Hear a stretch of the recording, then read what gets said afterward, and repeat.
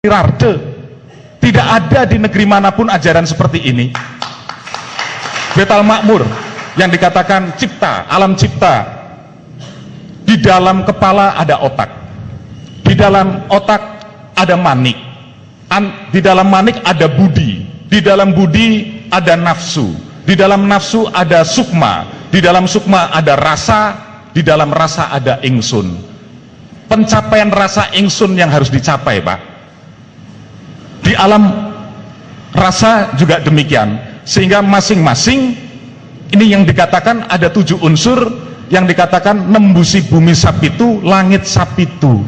Ini yang harus menyatu. Kalau cipta rasa menyatu, maka karsa insya Allah akan baik, sehingga akan membuahkan karya yang baik.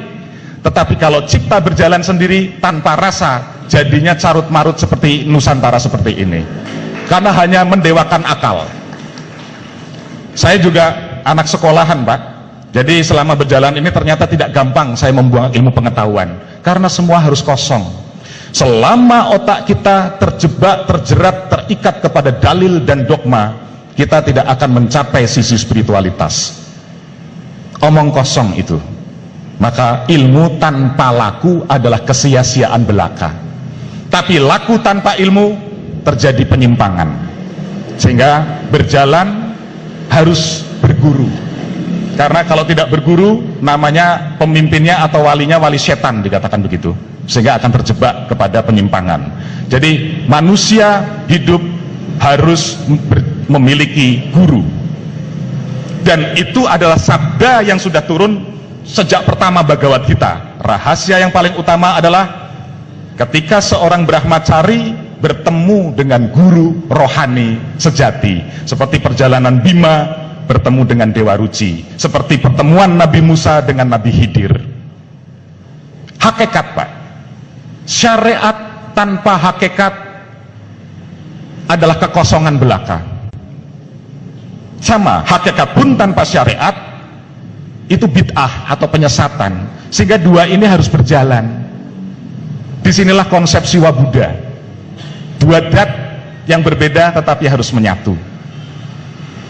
Nah, intinya, Pak, selama saya di Lombok ini, saya menemukan satu hakikat 3 alam yang tadi saya sebut. Ternyata inilah implementasi dari jagat cilik, jagat gede. Sehingga Nusantara sebagai tubuh manusia, 3 alamnya ada di Jawa, Bali, Lombok. Inilah roh Nusantara. Jawa, Bali, Lombok adalah Jabal. Jabal itu adalah gunung yang kokoh, Jabal Nur. Segitiga. Segitiga adalah gunung. Segitiga adalah candi. Sehingga segitiga ini, gunung itu adalah lambang jati diri manusia.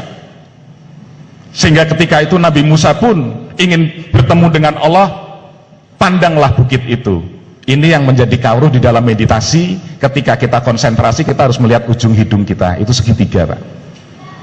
Artinya kita memandang diri sendiri. Sehingga Lombok, kalau di dalam kauruh Jawa, di dalam ritual Jawa, dipasang paling atas pada tumpeng, sehingga Lombok sebagai alam cipta.